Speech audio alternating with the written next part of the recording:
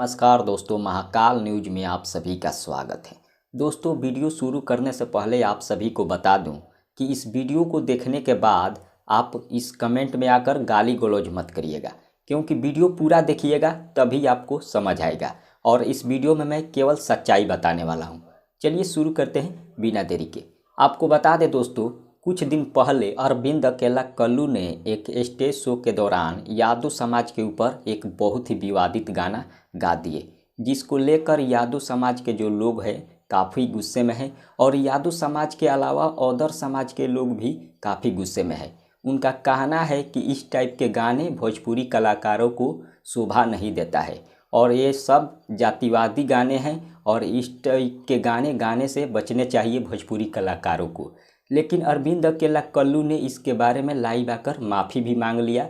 हालांकि अरविंद अकेला कल्लू को बहुत सारे लोगों ने माफ़ कर दिया, लेकिन यादव समाज के कुछ लोग जो हैं, इसके अलावा अरविंद अकेला कल्लू के अलावा अनुपमा यादव पर भी काफ़ी गुस्से में है।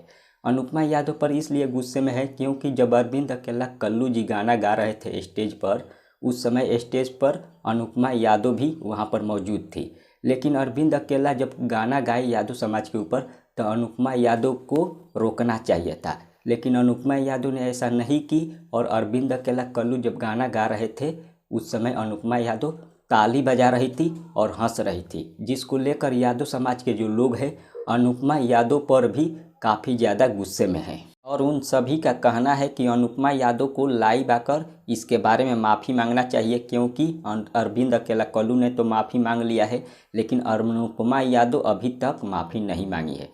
अब अनुपमा यादव को माफ़ी मांगना चाहिए। अब इसके बारे में आप क्या सोच रखते हैं, कमेंट के जरिए ज़रूर बताइए। हालांकि गाली गलौज मत करिएगा, क्योंकि हम किसी जाति विशेष के ऊपर इस वीडियो को नहीं बनाए हैं। मिलते हैं अगले वीडियो में। धन्यवाद।